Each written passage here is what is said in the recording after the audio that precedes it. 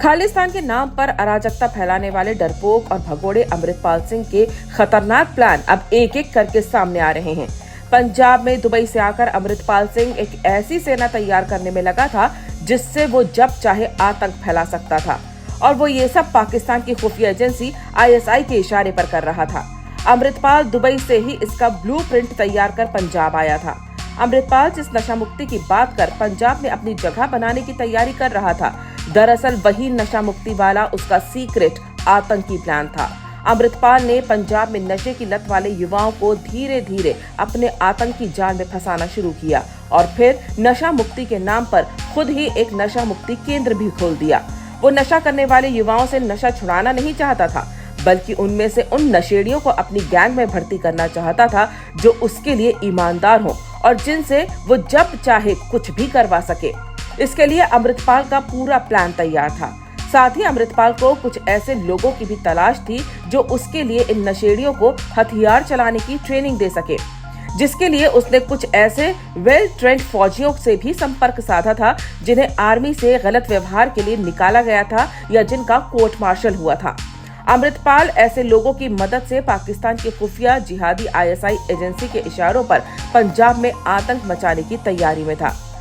सूत्रों के हवाले से खबर है कि जब अमृतपाल दुबई से भारत वापस आया था तब उसके पास 2 प्राइवेट सिक्योरिटी गार्ड्स थे, जबकि इस साल की शुरुआत में प्राइवेट सिक्योरिटी गार्ड्स की संख्या बढ़कर 16 तक पहुंच गई।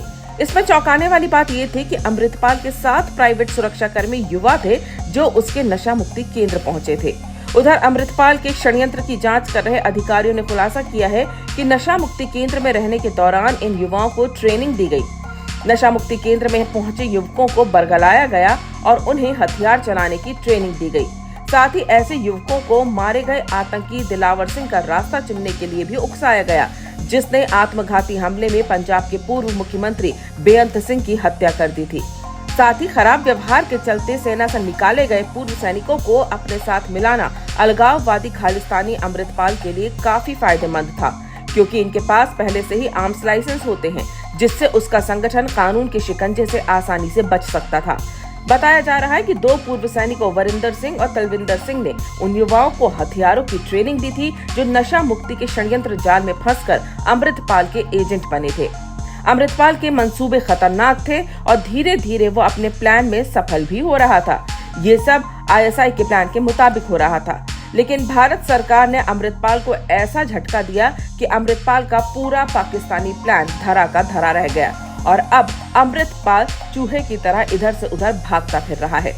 अमृतपाल पर भारत सरकार की कार्रवाई उन लोगों के लिए भी सबक है जो भारत के अंदर रहकर या भारत के बाहर से भारत के विरोध में षड्यंत्र रच रहे हैं।